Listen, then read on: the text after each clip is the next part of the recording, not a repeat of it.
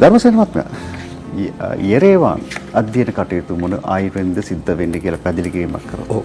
ඇත්තටම මේක student centred කියන්නේ ශිෂ්‍ය මූලික අධ්‍යාපන ක්‍රමවේදයක් තමයි ඒගොල්ලෝ ෆලෝ කරන්නේ. දැන් අපේ රටේ නම් හුඟක් ළමයි විශ්වවිද්‍යාල පිත් කැම්පස් ගියාම ළමයි 50ක් 60ක් 70ක් 100ක් ඒ ලෙවල් ක්ලාස් නම් ඊටත් එහානේ. ඉතින් එතකොට ළමයි 50ක් ඉන්නවනේ පන්ති කාමරවල.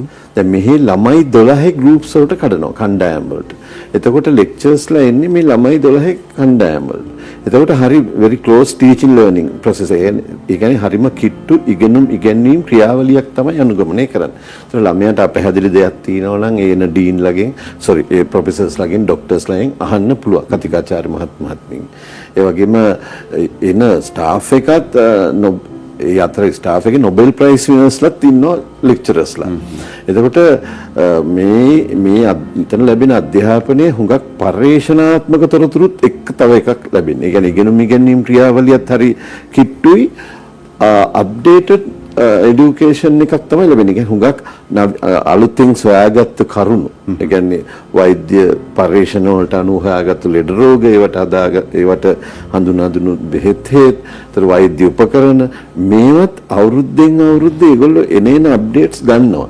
මොකද මේක රිසර්ච් යුනිවර්සිටි එක. ඒක රිසර්ච් දැන් අපේ ළමයි යනවා සමහර ළමයි දෙන්නේ තුන ඉල්ලලම තිනවා රිසර්ච් ටීම් වලට බැඳෙන්න. ඉතින් මෙතන අර ඒ අධ්‍යාපනික වාතාවරණය කියන්නේ කෙලින්ම කරුණු කියා දීම පමණක් නෙමෙයි පරිශන කිරීමේ හැකියාව තියෙනවා.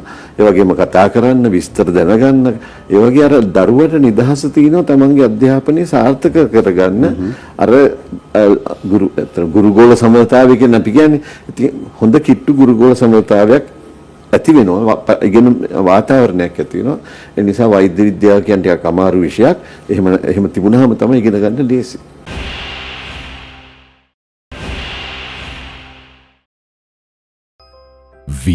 QIB campus makes your future dream come true.